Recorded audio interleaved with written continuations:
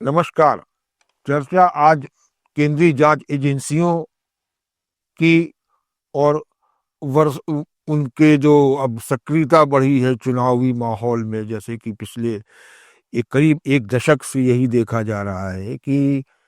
जहां चुनाव आए वहीं केंद्रीय जांच एजेंसियां ईडी है, सीबीआई है, आईटी है, वो अचानक से सक्रिय हो जाती हैं। आज हम लोग चर्चा इसी पे करेंगे। देखा ये जा रहा है कि कोई भी राज्य हो जहां पर कि सत्तारूढ़ दल जो भाजपा है केंद्र में, उसकी सरकार कई राज्यों में नहीं है, और जिन राज्यों में नहीं है वहां कैसे सत्ता हथियाया जाए, उसका एक हथकंडा तो केंद्र सरकार ने अपना बना रखा है। वो है केंद्रीय जांच एजेंसियों के छापे, जांच और उनके खिलाफ कार्रवाई, फिर कोर्ट में गिरफ्तारियां, फिर कोर्ट में केस। ये सब एक विपक्षी दलों की कमर तोड़ने का एक अच्छा तरीका इस भाजपा नीति जो केंद्र सरकार है उसने अपना रखा है। एक 2014 से कह सकते हैं, जो कि क्योंकि तभी से ये ट्रेंड बदले की भावना का जो एक मामला चल रहा है, विपक्षियों को कुचलने का मामला चल रहा है, विपक्षी दलों को बिल्कुल सीन से, सत्ता से दूर रखने की जो एक जो कुचक्र कहा जाए जो चल रहा है, उसमें जो जांच एजेंसियां केंद्र की होती हैं या उन राज्यों की जांच एजेंसियां सक्रिय हो जाती हैं अचानक विपक्षियों के खिलाफ, विपक्षी दल हो या उनके नेता हो, वो दिखाई पड़ता है, साफ दिखाई पड़ता है। उसके बारे में बहुत चर्चाएं भी हो चुकी हैं। पर अब क्योंकि चुनाव तो खत्म होने नहीं, वो कहीं ना कहीं किसी न किसी राज्य में, किसी न किसी कोने में कहीं न कहीं होते रहते। कभी आम चुनाव होगा, कभी राज्यों के चुनाव होंगे, और एक नेशन एक इलेक्शन का जो नारा है ये चल रहा है। इसमें समिति बनी है, रिपोर्ट दी गई है, ये पर ये अभी दूर की कौड़ी है। भी हाल फिलहाल इस पर कुछ नहीं होने वाला है। फिलहाल तो जो वर्तमान है हम लोग उसी को सामने रख कर देख रहे हैं कि जो जांच एजेंसियां हैं वो अचानक से चुनाव के आसपास ही सक्रिय होती हैं, और सीधे सीधे लगता है कि केवल निशाने पर विपक्षी दल, विपक्षी नेता होते हैं। उसके बाद और उस पे कई बार कोर्ट जो है, अदालतें जो हैं, वो इस पे एक फैसला भी दे चुकी हैं। इस पे बवाल भी होता है, चर्चाएं भी होती हैं, विरोध प्रदर्शन होता है। विपक्षी जो है कई भी भिन्न भिन्न आरोप लगाते हैं। वॉशिंग मशीन भाजपा की चल रही है, कभी कुछ हो रहा है, कभी कुछ, ऐसे आरोप लगते रहते हैं। पर ये सिलसिला जो है ये नहीं बंद हुआ, ये चल ही रहा है। अब अभी ताजा जो मामला है वो पश्चिम बंगाल को लेकर के है, जहां पर कि इस साल चुनाव होने हैं। वही नहीं होने हैं, चुनाव 5 राज्यों में होने हैं। पश्चिम बंगाल में होना है, तमिलनाडु में है, केरल में है, और आपका असम में होने वाला है, पुडुचेरी में होने वाला है। और शुरुआत जो है जांच एजेंसियों की विपक्षी दलों को पर शिकंजा कसने की जो है वो पश्चिम बंगाल से हो चुकी है। इसी हफ्ते ईडी ने एक आईपैक करके एक संगठन है जिसपे कि अचानक रेड डाल दी, कहकर ये डाली कि साहब कोयला तस्करी से जुड़ा और हवाला नेटवर्क से जुड़ा कुछ मामला, उस सिलसिले में इन गड़बड़ी इस एजेंसी ने करी है, लिहाजा इस पे हम उसकी उसकी खंगाल दें को, फाइल वाइल जो इससे जुड़े जो ट्रांजैक्शन है, ये सब चीज़ें करने के लिए हमको छापे मारने पड़े, ताकि हम संबंधित दस्तावेज जो है वो हम इसको सीज कर सकें, वो ले सकें। अब आप देखिए कि ये आईपैक वो है जो कि पश्चिम बंगाल में जो सत्तारूढ़ दल है, तृणमूल कांग्रेस, टीएमसी जो संक्षिप्त में कहा जाता है, वो उसकी ये इस समय राजनीतिक जो है एक जो रणनीति बनाने वाली जो आईटी कंपनीज होती हैं उनमें से ये एक है, जिसको कि टीएमसी का इसमें चुनावी रणनीति बनाने वाली एक एजेंसी के रूप में उसको हायर किया, इंगेज किया टीएमसी ने। इसीलिए जिस दिन छापा पड़ा उस दिन पश्चिम बंगाल के मुख्यमंत्री ममता बनर्जी स्वयं आईपैक ऑफिस पहुंची और वहां जाकर के कुछ जरूरी फाइलें अपने हाथ में ली और वहां से चली गई। तो कहा कि ईडी ने केवल जो है टीएमसी की चुनावी रणनीति से जुड़ी फाइलें ही लेने के लिए रेड डाली थी और वही लेना चाहती थी ताकि वो फाइलें हम कब्जे में ले सके, ताकि टीएमसी जो है वो एक प्रकार से उसकी सारी रणनीति गड़बड़ा जाए, क्योंकि चुनाव 2-3-4 महीने बाद होने ही है, तो उसमें वो अपनी रणनीति को विफल हो जाए उसकी, और उस प्रकार से वो जो है सत्ता से दूर की जाए और भाजपा की सत्ता वहां बन सके, सरकार बन सके। ये तो शुरुआत हुई है, और ये भी कब हुआ, जबकि चुनाव अब इसी साल होने वाले हैं, जबकि कहा ये जा रहा है कि जो रेड पड़ी है, जिस मामले को रेड पड़ी है, ये मामला 5 साल पुराना है, आज का नहीं है। 5 साल पुराने मामले में आपने इस बीच में कुछ नहीं किया, और जैसी इलेक्शन की बात आई, जैसी इलेक्शन ईयर आया, वैसे आपने उसमें एक छापेमारी का डाल करके, एक जो आपकी नीयत ये रही है कि साहब टीएमसी सत्तारूढ़ दल जो टीएमसी है बंगाल में, उसको बदनाम करना, उनके नेताओं की धरपकड़ करनी है, उनकी जो सारी रणनीति को कमजोर करना है, चुनावी रणनीति को, ये नीयत साफ दिखाई पड़ती इस छापे के नेपथ्य में देखा जाए या पीछे देखा जाए। ये तो एक शुरुआत, और कहा यह जा रहा है कि अब जो जितने और राज्यों में चुनाव होने वाले, तमिलनाडु है, असम है, केरल है, पुडुचेरी है, इन सब में भी जो है ईडी जो है, सीबीआई है, ये पुराने मामलों की फाइलें खंगालना शुरू कर दिया, क्योंकि इलेक्शन आने वाले वहां पर भी। तमिलनाडु के मामले में कहा जाता है कि साहब वो शराब रियल एस्टेट शेल कंपनियों से जुड़े केसों को लेकर के वो जो डीएमके जो सत्तारूढ़ वहां पे है, डीएमके पार्टी, उनके नेताओं को घेरने की तैयारी हो रही है। इसी प्रकार कांग्रेस असम में हालांकि भाजपा सत्तारूढ़ दल है, इस समय भाजपा सत्ता में है, पर विपक्षी कांग्रेस जो वो भी कम नहीं है, उसकी भी वो काफी सालों वहां पे उसने राज किया है, और उसकी अभी भी धरातल जो है, जनाधार उसका भी अच्छा खासा कांग्रेस का है। वो इस बार काफी प्रयास भी कर रही है कि दोबारा सत्ता में वापसी की। तो जहां पे ये बात स्थिति बन रही है कि कांग्रेस वहां पे एक मजबूत विपक्ष के रूप में उभरती दिखाई पड़ रही है, तो अब वहां पर भी जो है कांग्रेस और AIUDF का कोई एक संगठन है, जो कि पॉलिटिकल पार्टी ही एक प्रकार से है, अल्पसंख्यक बाहुल पार्टी है, जिसको ये इसकी भी एक अच्छा जनाधार उस राज्य में है, असम में है। तो उनके ऊपर और कांग्रेस नेताओं से जुड़े मामले, जो चुनावी फंडिंग का जो नेटवर्क है, उसको खंगालने की एक कोशिश शुरू हो गई वहां पर भी। इसी प्रकार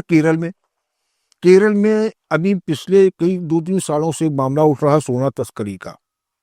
वहां पे एक उच्चाधिकारी की पत्नी, जिनका पॉलिटिकल कनेक्शन बड़े अच्छे रहे हैं सत्तारूढ़ दल के साथ, LDF के साथ, LDF सत्ता में है वहां पे, तो वो कोई सोना विदेश से लाते समय एयरपोर्ट पे पकड़ी गई। तो वो मामला अभी चल रहा है, उसको चलाया जा रहा। अब क्योंकि इलेक्शन आ रहे हैं, तो अब उस मामले में भी तेजी आने की स्थिति बन रही है, ऐसा सुनाई पड़ रहा है, अभी कंफर्म नहीं है, तो सुनाई पड़ रहा है कि सोना तस्करी का मामला है, सहकारी बैंकों से जुड़ा कोई एक मामला है विवादास्पद। इन सब की फाइलें खंगाली जाने लगी हैं केंद्रीय जांच एजेंसियों द्वारा, ताकि अब चुनावी वर्ष में उस पर भी हल्का एक छापेमारी की जाए, धरपकड़ की जाए, और एक जो बदनामी, जो पब्लिक की भी खराब इमेज सामने रखने की कोशिश की जाए, ये सब तैयारी वहां भी चल रही है। पुडुचेरी में चल रही है। पुडुचेरी में स्थिति ये है कि वहां पे कारोबारी और राजनीतिक जो गठबंधन है, उसको लेकर के कुछ वहां पे कुछ एक सुबगाहट हुई है कि वहां पे उसको भी लेकर के कुछ जांच एजेंसियां कुछ छापेमारी करने, गिरफ्तारियों की तैयारी कर रही हैं। तो ये पैटर्न जो बना हुआ है कि चुनाव के समय ही जो है आपको विपक्षी दलों की नब्ज पकड़नी है, शिकंजा कसना है। देखिए, अपराध जो किए गए हैं उस पर सजा होनी है, उस पर कोई दो राय किसी की नहीं होती है। कुछ गड़बड़ियां हुई हो, उस पर भी सजा हो जाए, बड़ी अच्छी बात है। पर आपने गड़बड़ी पकड़ी कब, और सजा देने की नियत आपकी मंशा हुई कब, ये सवालों के घेरे पे ये मामला है। आप अगर किसी ने भ्रष्टाचार किया है, गड़बड़ी की है, तो आप उसी समय उसको पकड़िए, उसके घर में छापे मारिए, कोर्ट में केस चलाइए, और सजा भी उसी समय तो उसी के साथ तुरंत उसी समय हो जाए, अच्छी बात है। पर आप उन केसों को उसमें नहीं करते, क्योंकि आपका एक राजनीतिक एक सोच चल रही है, राजनीतिक एक हल्का सा जो स्थिर करने की जो आपकी जो मानसिकता है, ये सत्ता विपक्षी दलों को, विपक्षी नेताओं को, वो मानसिकता जो आपके दिमाग में चल रही है, जो फितूर चल रहा है जिसको कहा जाए, तो वो फितूर ही है जिससे कि उन केसों को आप टरकाते चले जाते हैं, लंबा करते चले जाते, ताकि जब चुनाव आए तब इन केसों को उठाया जाए, इन पे एक्शन किए जाए और जनता के बीच एक संदेश दिया जाए कि देखिए आप जो आपके जो सत्तारूढ़ नेता है या पार्टी है वो कितनी भ्रष्ट है, कितनी वो है। ये एक सामान्य सी बात है। विपक्षी दलों को इसी प्रकार से घेराबंदी, बदनामी करने का एक हथकंडा अपना रखा, जो कि एक फैशन में चल गया है। ये सिलसिला आपको याद हो तो एक बार जरा गौर करें इस पे लेकर के कि 2021 में जब तमिलनाडु में इलेक्शन, पिछले विधानसभा चुनाव हुए थे, उस समय भी डीएमके के नेताओं पर इस प्रकार की एक छापेमारी, धरपकड़, ये सब सारी उनकी बातें हुई थी। उस समय भी जो है आप देखिए कि डीएमके प्रमुख जो एमके स्टालिन, जो कि मुख्यमंत्री हैं आजकल तमिलनाडु के, उनके परिवार के सदस्यों पर आयकर के छापे पड़े, और यही उन्हीं पर नहीं पड़े कि उनके कई मंत्रियों पर भी वो आयकर छापे पड़े डाले गए, उनको पकड़ने के लिए, उनको गिरफ्तार करने के लिए, उनको जनता के बीच उनकी छवि धूमिल करने के लिए एक 2021 में वो हथकंडा अपनाया गया, तब भी इलेक्शन तमिलनाडु में रहे हैं। इसी प्रकार से आपने 2024 में महाराष्ट्र और झारखंड में किया, वहां पर भी आपने जो है जितने जो विपक्षी उस समय जो काफी विपक्षी फैलाव था, वो शरद पवार का ग्रुप था, अजित पवार उनके भतीजे का ग्रुप था, कांग्रेस भी चल रही थी, सभी थे सारे, आपको उद्धव ठाकरे ये सब आपके शिवसेना वाले ये सब विपक्षी दल थे, भाजपा और उनकी अलग ही वो थी। आपने उस समय भी वहां सक्रियता दिखलाई और सबको छापे मारे, बदनाम किया, और उनको इतना प्रेशराइज किया है कि उसमें से कई लोगों को भाजपा ने तोड़ लिया अपनी तरफ, और तोड़ करके उनके जो जनाधार था, उनके विधायक थे, उनको अपने पक्ष में लेकर के बहुमत बना करके सरकार स्थापित कर दी। तो एक प्रकार से देखा जाए तो ये जो चुनाव के समय जो धरपकड़ और छापेमारी की जो जो जो चक्कर चलता है, जो सिलसिला चलता है, उसका राजनीतिक लाभ भी भाजपा को मिला है, और मिलता रहा, उसी नियत से वो कर भी रही है। महाराष्ट्र ये उदाहरण, महाराष्ट्र में उसको बकायदा इसका फायदा मिला, इसका लाभ ही मिला। तो छापेमारी करी, जितने वहां पे घोटालेबाज नेता थे सबको उन्होंने रूपिन किया, घेराबंदी करी, उसमें कुछ को तोड़ लिया, अपने साथ ले लिया, और इलेक्शन बाद जब जो विधायक जितने जिस दल के जितने बने, उन सबको एकजुट करके एक महायुति संगठन बना लिया, जिसमें भाजपा, शिवसेना की शिंदे गुट, अजित पवार के गुट, इन सब ने मिलकर बहुमत का आंकड़ा, अपने संख्या बल जो था अपना जुटा करके बहुमत प्राप्त करके सरकार में सत्ता में आ गए, महायुति। तो ये जो आपका सिलसिला है, ये इसको आप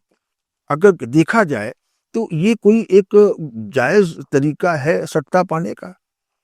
आप अपनी नीतियों पे जनता के बीच में ले जाइए, अपने शासन को लेकर जनता बीच में जाइए, जनता को तय करने दीजिए कि कौन गड़बड़ है, कौन सही है, और आपको बदनाम ही करना है तो आप बदनाम करने के कई तरीके, आप अगर जो भी गड़बड़ उसको आप सजा दीजिए, सजा देने के बाद अपने आप ही वो, उसको जब सजा मिलेगी, जब अपराधी घोषित कर दिया जाएगा, तो हो सकता है कि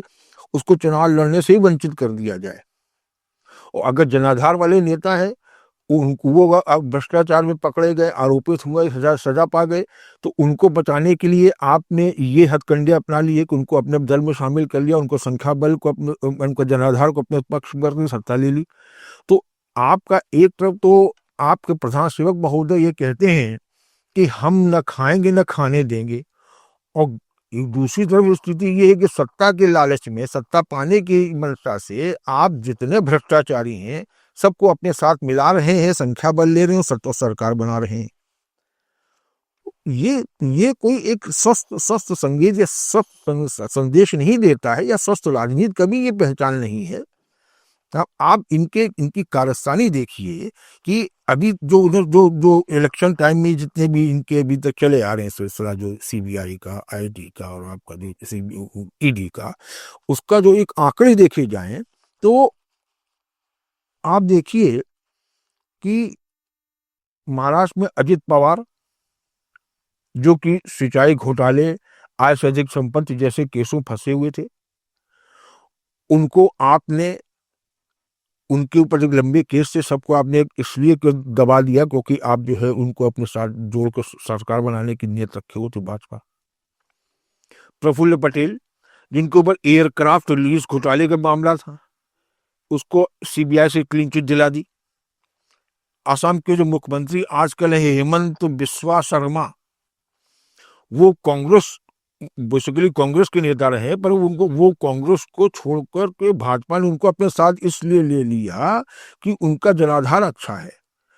और उनके साथ भी कई आरोप जुड़े हुए हैं। उन सब पे उन्होंने जो है ढकना ढक दिया और उनको जनाधार उनके जनाधार का लाभ उठा करके आसाम में भाजपा ने अपनी सत्ता बना ली, अपनी सरकार बना ली।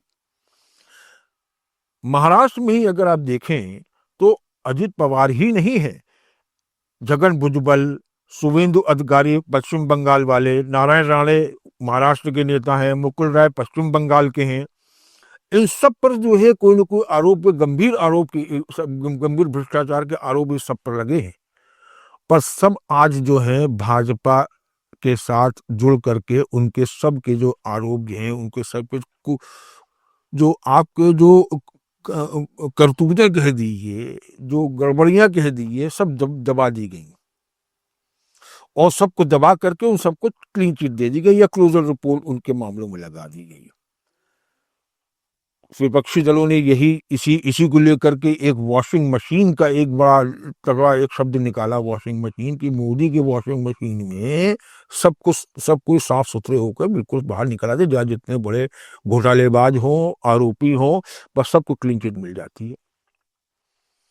ये एक आरोप है। इसमें एक प्रेस कॉन्फ्रेंस में तो यहाँ तक हुआ कि कांग्रेस ने एक वॉशिंग मशीन का डेमो तो दिखा दिया, उसमें एक मोदी वॉशिंग मशीन नाम करके उसमें जितना आरोपी भ्रष्टाचारी कपड़ों को नान का कपड़े डाले, उनको चलाई मशीन को और वो साफ सुथरे बाहर निकले कर देखिए भाजपा की वॉशिंग मशीन सब साफ होकर बाहर आ गए। और यहाँ ये जो नाटक, एक प्रकार की नाटकबाजी है। अगर विपक्ष भी कर रहा है ये, तो विपक्ष को करने का ऐसा मौका कौन दे रहा है? सत्तारूढ़ दल क्यों दे रही है? क्योंकि सत्तारूढ़ दल इसलिए आपके पास सारी एजेंसियां हैं, सारा कुछ आपके पास प्रभाव है, तो आप अपने पावर का, प्रभाव का आप इस प्रकार से इस्तेमाल करेंगे कि जबरदस्ती अपोजिशन विपक्षी नेताओं को, दलों को आप बदनाम करेंगे और उनको जेल में डाल देंगे और उसके बाद आप सत्ता हथियाएंगे। ये सोचिए। अब इन्होंने जितने कारोबार इनकी, देखिए कोई इन्होंने जो काम किए हैं भ्रष्टाचार के खिलाफ जो कार्रवाई की है, उनका कोई एक पब्लिक उससे हमको नहीं लगता कि कोई संतुष्ट हुई होगी, सिवाय भाजपा का जो कैडर है या भाजपा समर्थित जो जनता है वो जरूर गुणगान करती रहती है कि वाह मोदी जी क्या कर दिया। पर देखा जाए तो आम पब्लिक जो निष्पक्ष जनता है, विपक्षी समर्थित को, हम कांग्रेस समर्थित जनता को छोड़ दिए, हम भाजपा समर्थित जनता को छोड़ दिए, हम जो निष्पक्ष है, जो किसी में नहीं है, न्यूट्रल है, उनसे अगर बात की जाए, उनको देखा जाए, तो कई बार बहुत ही व्यक्ति वो साफ कह देंगे साहब ये तो चुनावी स्टंट है, जबरदस्ती मतलब एक विपक्षी नेताओं को आरोपित करने का, बदनाम करने का एक हथकंडा अपना रखा है। तो ये हथकंडा क्यों अपना रखा है? यही स्थिति ये है। तो इस पे जब भाजपा से सवाल होते हैं तो भाजपा को उत्तर देखिए बड़ा गौरतलब है। भाजपा नेताओं को उत्तर ये है कि भाई जो भाजपा में आता है वो उसके जो केस इससे जुड़े होते हैं, जो गड़बड़ियां जुड़ी होती हैं, वो उसके जो पिछली सरकार पार्टी जिसमें रहता है, जिसमें वो रहा है, उस समय के हैं। तो उस समय के केस हैं। आज से वो सब कुछ छोड़ छाड़ के यहाँ आ गया है, हमारे जल में आ गया है, तो अभी हम उसके मामले में हम क्यों ज्यादा सक्रियता एक्शन लिया, उसको सजा दिलाएं? एक ये तर्क है। दूसरा तर्क क्या है कि अगर केस कमजोर हो गया, सबूत कमजोर हो गए, तो उनको क्लीन चिट मिलना स्वाभाविक है। ये कौन तय करेगा कि उनके केस कमजोर हैं, उनको सबूत कमजोर हैं? आप ही के नियंत्रण की जो एजेंसियां वही तो तय करेंगी। और उन्होंने जो तय कर दिया, रिपोर्ट दे दी। वो रिपोर्ट कौन दे, क्योंकि आप ही के नियंत्रण में है वो। आपसे जहाँ जैसी उनसे रिपोर्ट ले लो, उनसे रिपोर्ट लेके उनसे क्लीन चिट दिलवा दो उनको, जितना आरोपी, बड़े बड़े घोटालेबाज आरोपी हैं। इसी प्रकार से विपक्ष के, उनका ये भी आरोप था, विपक्ष तो प्रोपेगेंडा दिखाता है पर भाजपा नो टॉलरेंस नीति पे चलती, नो टॉलरेंस नीति पे चलती है भाजपा। तो भैया नो टॉलरेंस नीति पे कर चलती है तो मुकुल राय जैसे पश्चिम बंगाल के नेता, जिसका भी शारदा चिट फंड में सीधे सीधे उनका नाम आ रहा था, तो उनके तो जैसे ही वो भाजपा में शामिल हो गए तो क्यों उनको माफी मिल गई, क्यों उनके सारे केस दबा दिए गए? अगर नो टॉलरेंस का मामला चलता है, आपने, आपकी जो भाजपा में सरकार थी, आपकी सरकार जो बनी, उसमें आपने आपके पीछे पढ़ के आप इतना पढ़े उनके पीछे, आपके नेताओं के पीछे, कि आपने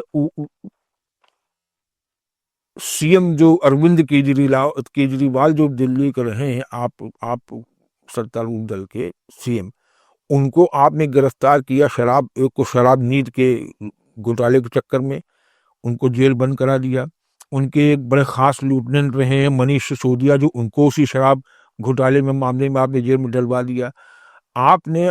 वो आप पार्टी जो कि केवल देश भर में केवल एक दिल्ली में ही सत्ता में रही उस समय तक, अब तो खैर पंजाब में भी वो सत्तारूढ़ हो गई है, पर जब वो वहीं दिल्ली में रही और अपने कामों से रही, अपने जनता के बीच पैठ बना करके उसने दो बार चुनाव जीता, 2 बार लगातार उसने चुनाव जीत करके सत्ता में रहने का एक रिकॉर्ड बनाया है। एक अकेली एक पार्टी जिसने करा है ये,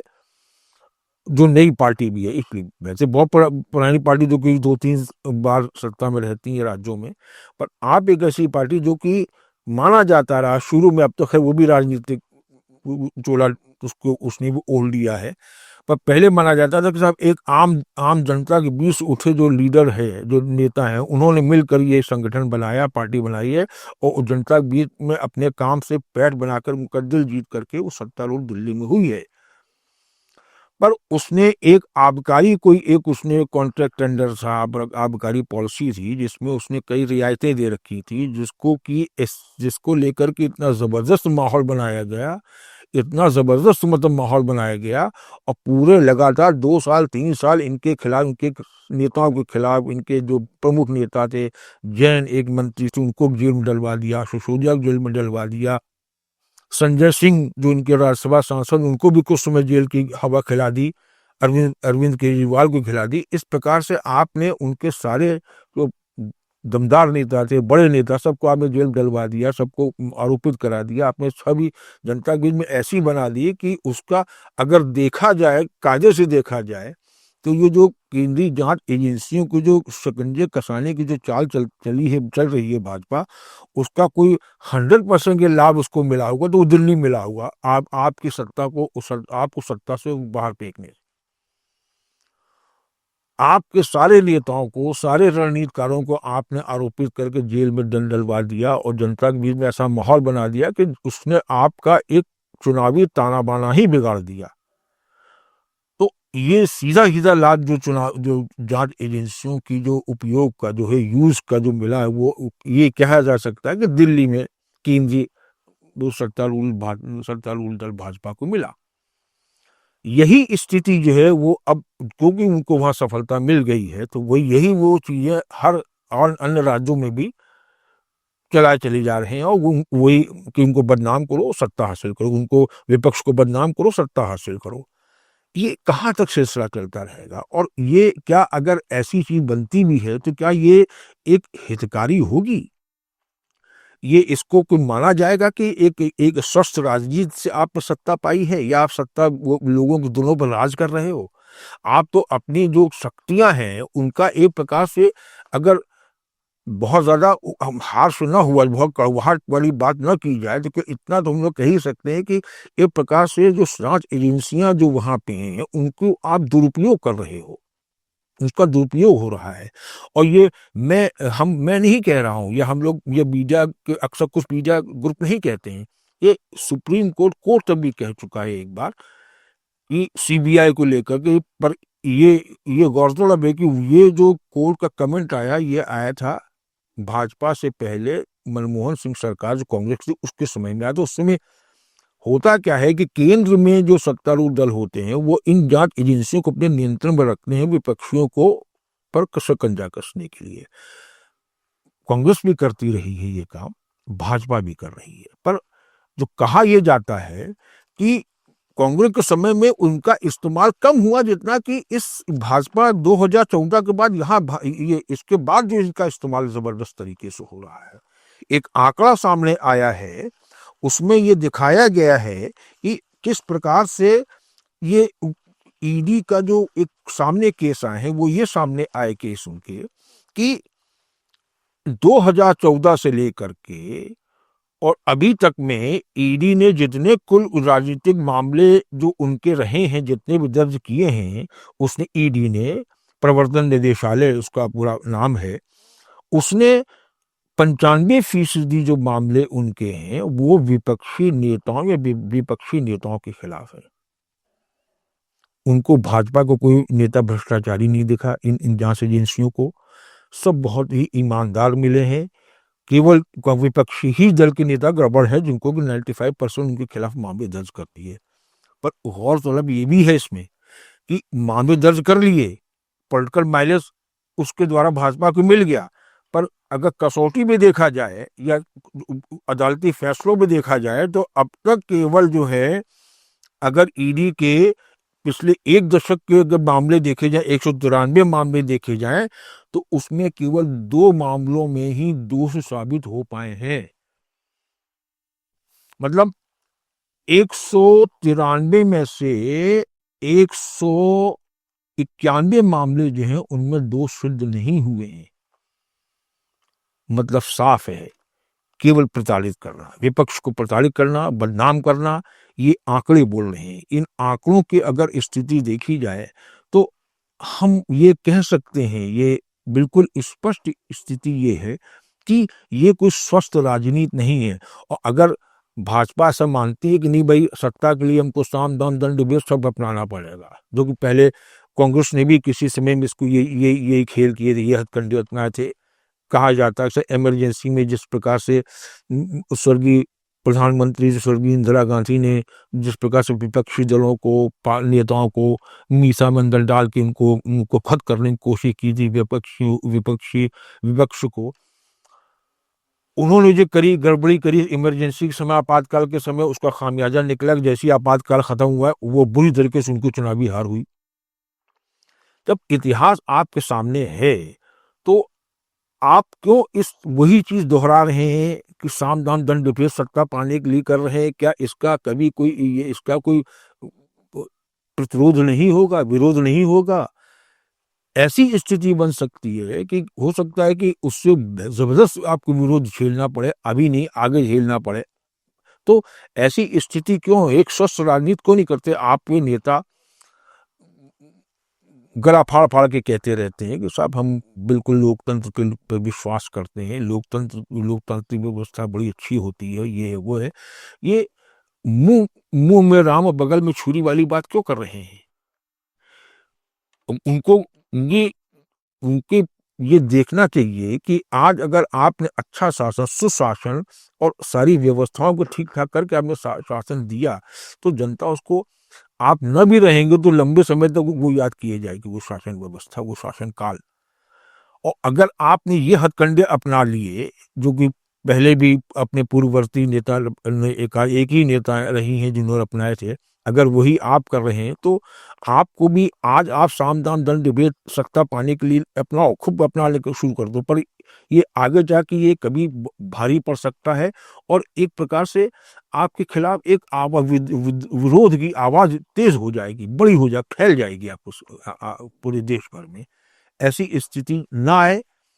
यही अच्छा है। और जो केंद्रीय एजेंसियां हैं उनको स्वतंत्रता से जांच करने दी जाए और जब गड़बड़ियां हो तभी जांच करें, सजा दिलाएं। ये एक जो सामान्य प्रक्रिया होती वही अपनाई जाए, ज़्यादा अच्छा रहेगा। बनस्पत ये राजनीतिक टूल के रूप में इनका इस्तेमाल करना, ये बहुत लंबे समय तक ये आपको लाभ नहीं देगा, विपक्षी जो सत्तारूढ़ दल को लाभ नहीं देगा। इस पे पुनर्विचार करना ज़रूरी है और ऐसे चुनाव के समय जो सक्रियता दिखाने की जो बात की, जो एक मजाक सा उड़ने लगा है, उपहास होने लगा है, वॉशिंग मशीन नाम भी सामने ऐसी इश्यू जुड़ करके सामने आ रहा है। ऐसी मजाक, ऐसी स्थिति न बनाइए, न बनाए सत्तारूढ़ दल। अपने एक स्तर, अपने शासन का, अपने व्यक्तित्व का, अपनी गर्मा बनाए बनाए रखें। इसी ये उम्मीद की जा सकती है, इसी उम्मीद के साथ ये आज की चर्चा हम ये समाप्त करते हैं। नमस्कार।